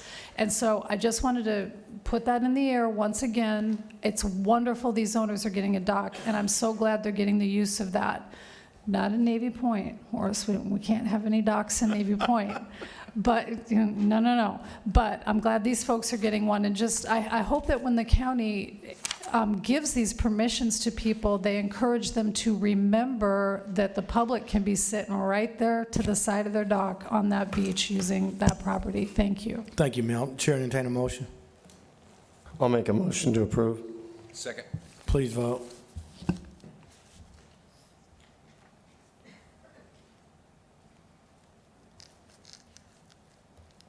Dr. Jones. Yes, sir. The next item is concerning a final plat approval for Bridlewood Third Edition. Go ahead and entertain a motion. Do we have any speakers on? No, sir. Okay, I would move the item in the affirmative, A, B, C, and D. Second. Please vote.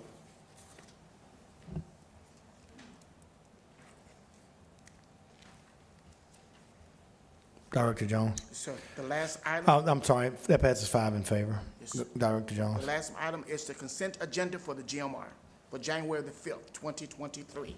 Move the consent agenda. Second. Thank you. Please vote.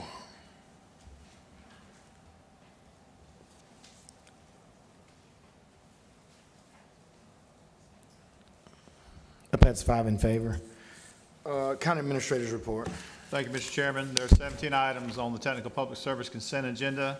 Please make the following changes. Drop CAR 1-10, recommendation concerning appointment to Contractor Competency Board. Hold CAR 1-17, the recommendation concerning the Chairman's 2023 annual appointments to boards and committees. Hold for speakers CAR 1-3 and 1-10. Of course, 1-10 we're proposing to drop.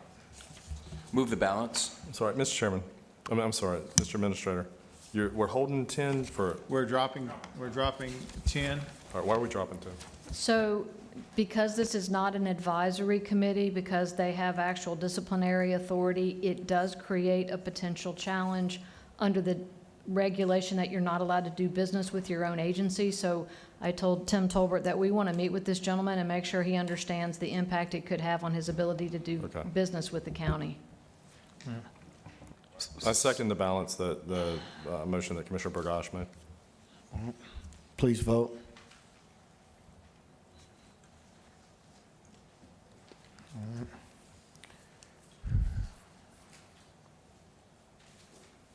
Passes 5 in favor.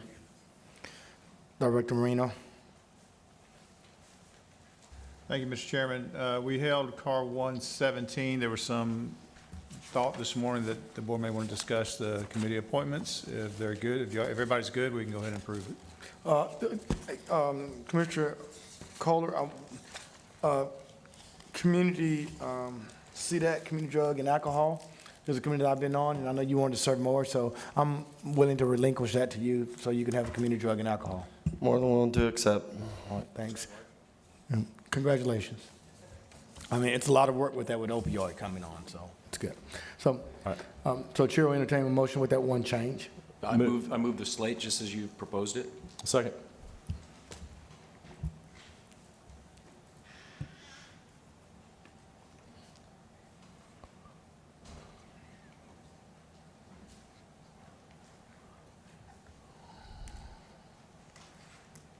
That passes 5 in favor. Thank you. Director Marino. Thank you, Mr. Chairman. Car 1-3 has speakers, and that is the recommendation concerning acceptance of the Affordable Housing Advisory Committee Incentive Plan Review Report. We have 2 speakers. Thank you so much. Sarah Brahman. Is Sarah here? All right. Deshaun McKenzie. They're not here, so the Chair will entertain a motion. Who we have? Oh, Crystal Scott. Okay. You just Crystal.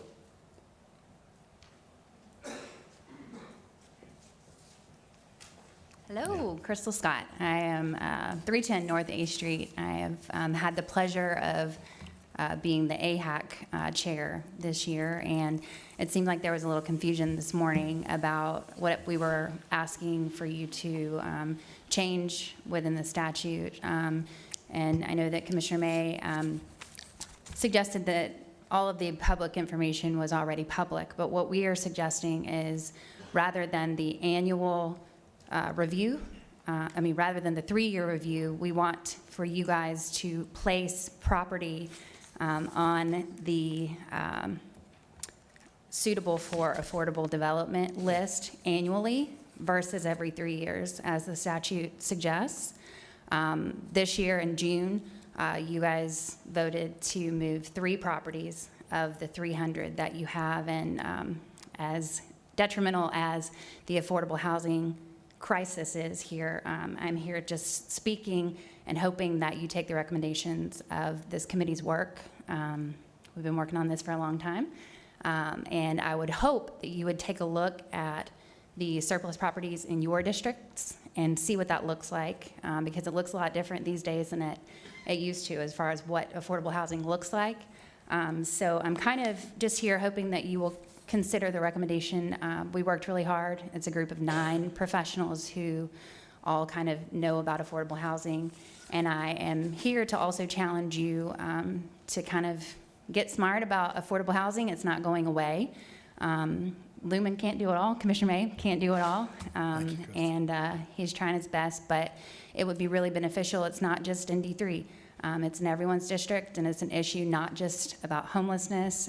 It goes all the way up to workforce and talking about nurses and, early career folks. That's the folks who are struggling just as much as the homeless. So happy to answer any questions. Thank you, Crystal. We appreciate you being here. Thanks for all your work, neighbor. Chair will entertain a motion. I'll move the item, but also, Crystal, if you want to come talk about the report, I'd be happy to see what you said about district specific and stuff, so be happy to talk about it. Thanks. Thanks. We have a motion. I'll second. Thanks. Please vote.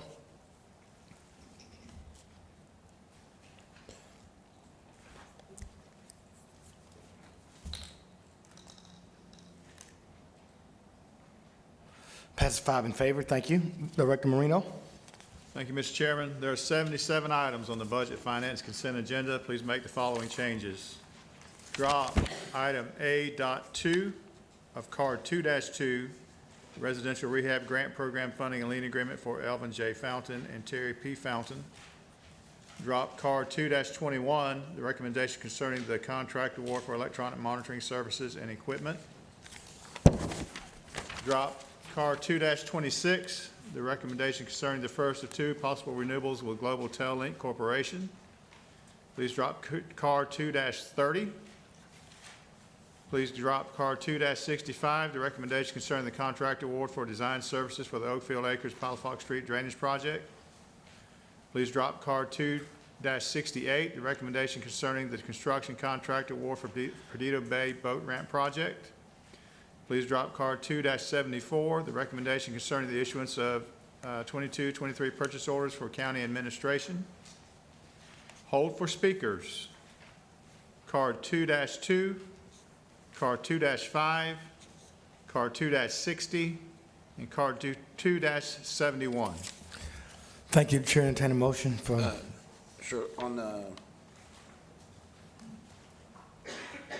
30, that's for that All-Pro sound, is that, we're dropping that? Yeah, we are dropping that. Commissioner, we met this afternoon, and we had a phone call with Kayla Blanchard, and we feel like this particular item would be better served to be a change order to the original contract, and so that's the direction that we're going to move. Okay, works for me. I'll move the balance in. we have a motion. Second.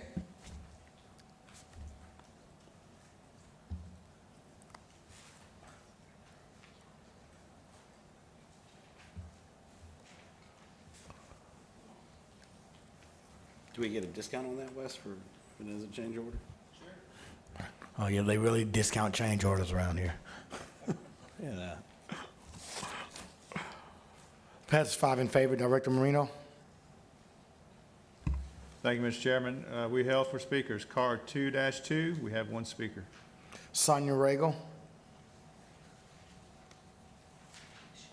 She's gone. Sonia's gone, so Chair entertain a motion. So I'd move the item, and I think this is the one that we also dropped.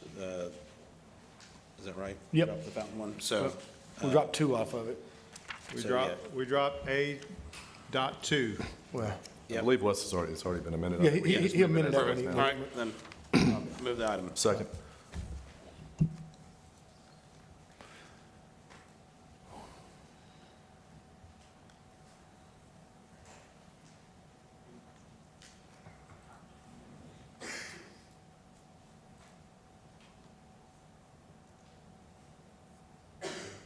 Passes 5 in favor. Thank you. Director Marino? You have one speaker for card 2-5. Ms. Pino? Thank you, Commissioner, Chairman May, pardon me. This is just a thanks to Clara and her staff on this one. And it's also this only other time I'm speaking tonight. Go figure, 6,000 plus page packet, and I'm only speaking 2 times. But really, this, as I understand it, this woman has been waiting for an awful long time. And as long as I've been trying to figure out affordable housing, I'm always learning new stuff. And so I, of course, checked the Navy Point stuff, looked at all the backup, was amazed at how much this is going to help her. And I understand she's been on the list for quite some time. So Clara, no good deed goes unpunished. Now that I know it can be used for this, there'll probably be people bringing more of them. But thanks for helping this woman out. She really needed it. Thank you, Ms. Pino. Director Marino? I'll entertain a motion. I'll make a motion to approve. Second. Please vote.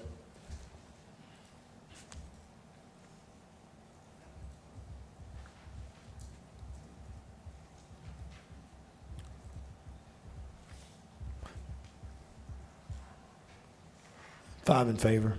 Thank you. Director Marino? Mr. Chairman, you have one speaker for card 2-60. Larry Downs Jr.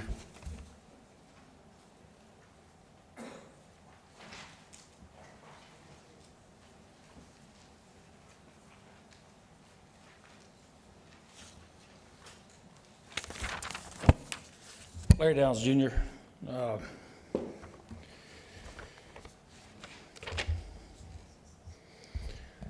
I was really speaking on this one because of car 1-10. But I'm assuming you're going to find somebody else to fill that contractor competency board spot. You might want to check and see for the future on these contracts if they're, signed up to do business with the county before you accept their nomination and then put it for a vote. I know Ben Nelson. I know all these people. He knows a lot of people.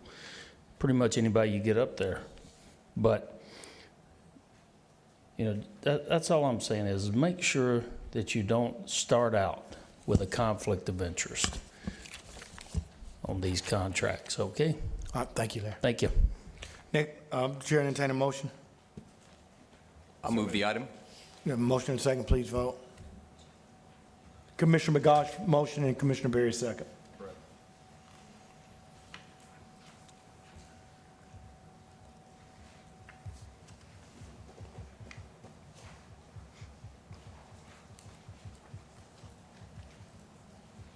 That passes 5 in favor. Thank you. Mr. Chairman, you have one speaker for card 2-71. Charles Compton.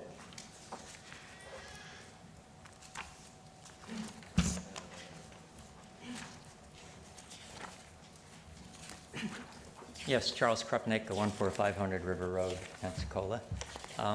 This agenda item is about additional funding for the roundabout from District 1 discretionary funds. We certainly approve it and appreciate that the board is considering that. But I mostly wanted to report that the roundabout is in operation.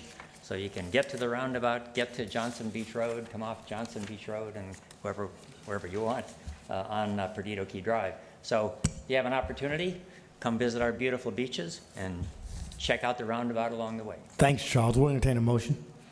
Move the item in the affirmative. We have a motion. Second. Please vote.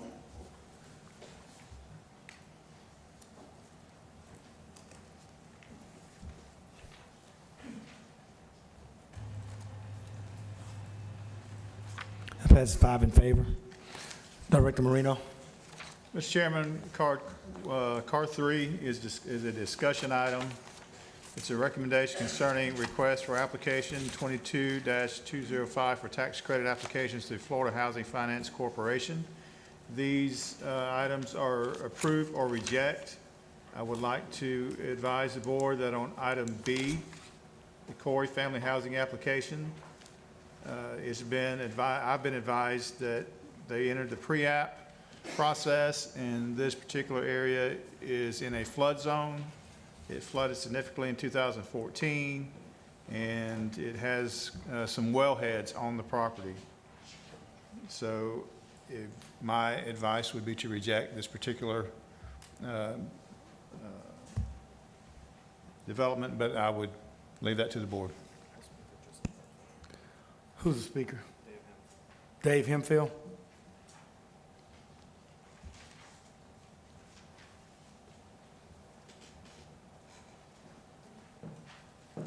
Dave Hemphill, KG Development Services. We're the engineers for the project. About 2.5 years ago, we prepared an application. There was a portion of this site that was designated as wetlands. That portion of the site was cut out, and almost 8.3 acres was submitted. The maps at that time were 2006 for flood, FEMA flood panels. What was just referenced was the 2017 maps, which have not been approved but are still a good guide. We can do the exact same thing with this project to cut out about 2 acres, put it in a conservation. It will not be built upon. The finished floors will be elevated to 13. There's enough land there, and the elevation works, and it could be built upon. So I think there's some misinformation on the project. Is this time sensitive? And let me fully disclose that I serve on the board of Area Housing Commission, but there's in no way that I would in there benefit by voting or discussing it, but I do serve on that board. So I guess the question, Claire, is this time sensitive?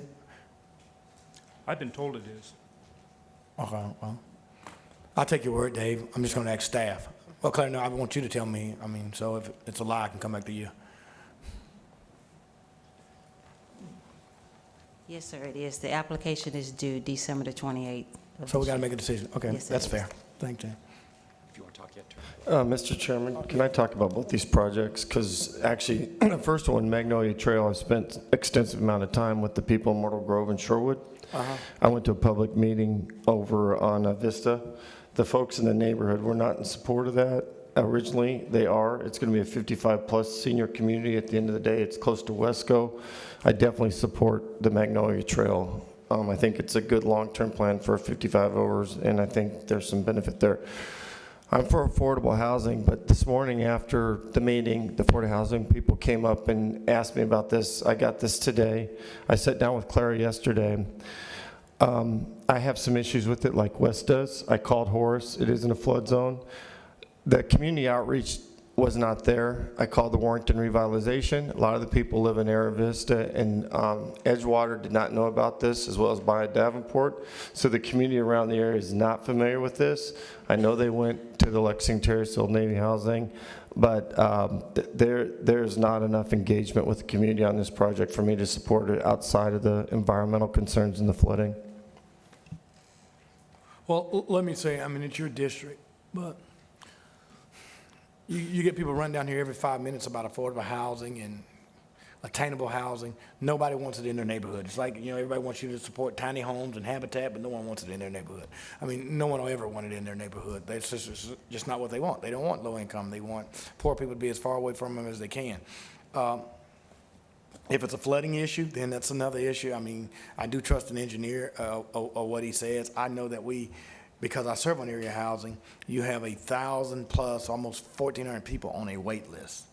And I don't know how we begin to solve it if you never, ever bring about low-income attainable housing. I mean, we're gonna be stressed at this problem. So I respect what you're saying, and you're on the board.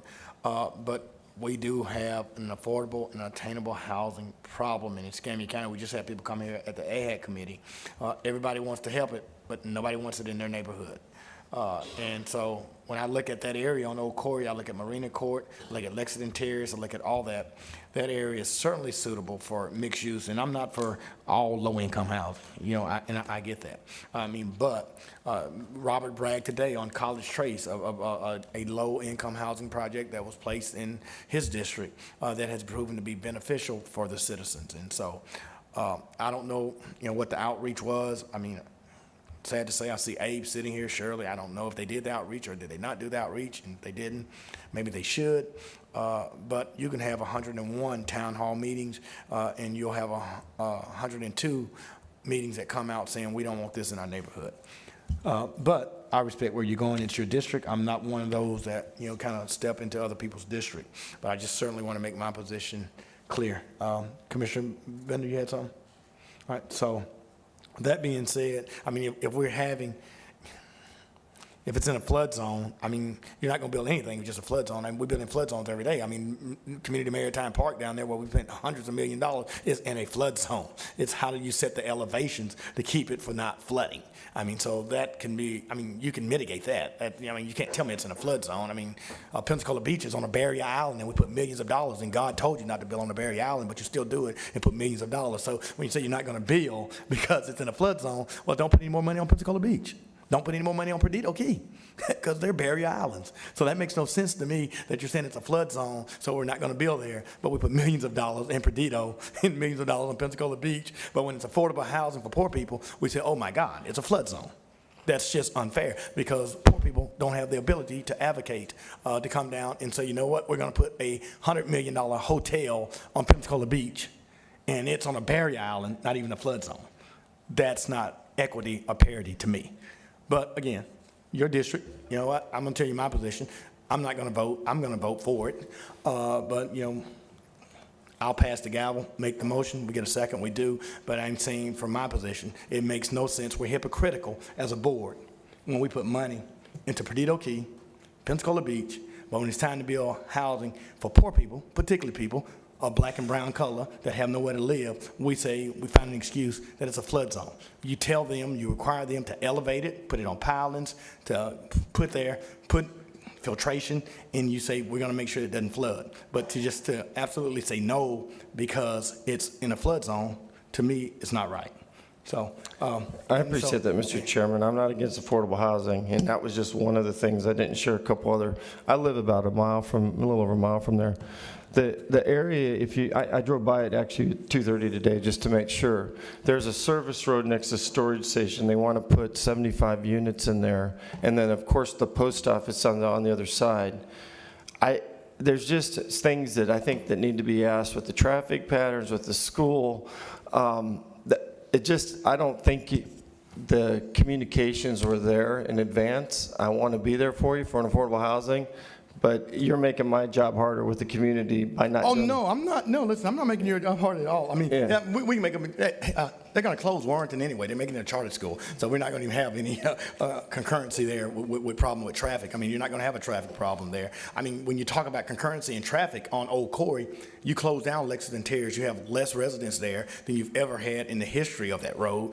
There's less stress on the traffic there. So the concurrency and the traffic, quite frankly, is not an issue. I mean, in engineering, and if we're going to hold them accountable when they submit it, then that's when engineering and traffic gets involved, and we do that count, and then we take that into consideration before you bring it to this board and deny somebody the opportunity of trying to do affordable housing if we're really committed to affordable housing. So I'm not trying to make your job hard at all. I'm strictly stating my opinion, and it's your district. You know, it's all of our opinion. You know, I think it's, you know, we'll never have affordable housing, but we're not going to be hypocritical. What I'm not going to do, I'm not going to sit here and vote for things on barrier islands to build and put resources, and at the same time on the inland, just because you say, you know, it rains and it's a 100-year or 500-year flood, we're not going to build affordable housing. You know, that's what I'm not going to support. I mean, so I'll be a team player, but I'm not going to support that. So is there a motion on the floor? Because I got to go. Can we split this? Yeah. To two votes? So I'd like to make a motion first to vote for Magnolia Trail. Second.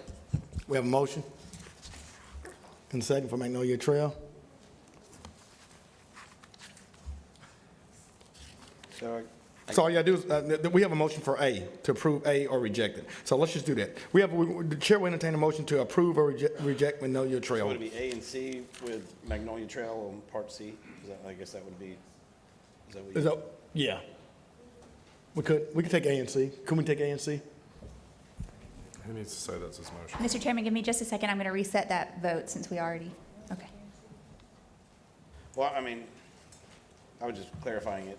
It's, Yeah, it's fine. Yeah, we can entertain that motion.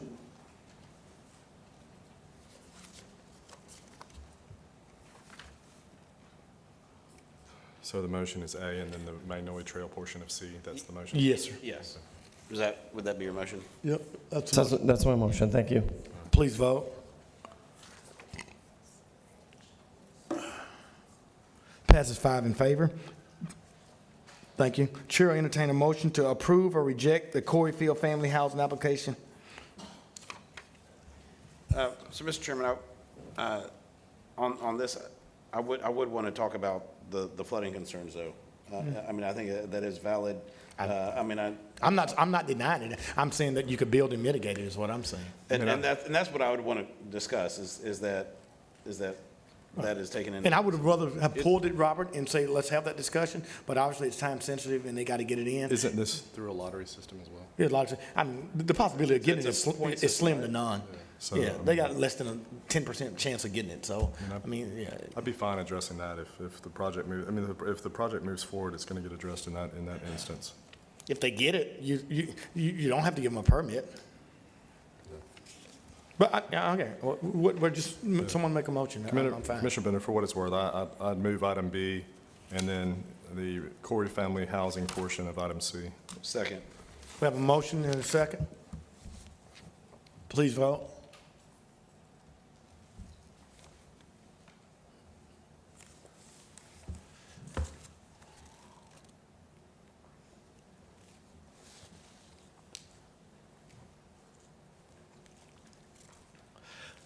That passes 5 in favor. Thank you so much. Director Marino.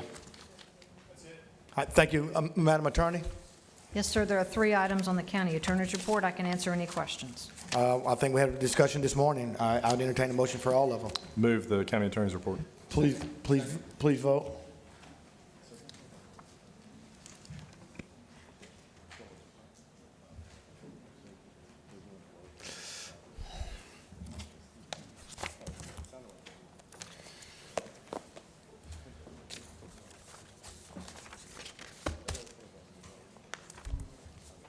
What are we waiting on?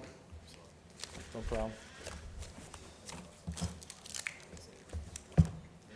That passes 5 in favor. Thank you so much. We stand adjourned.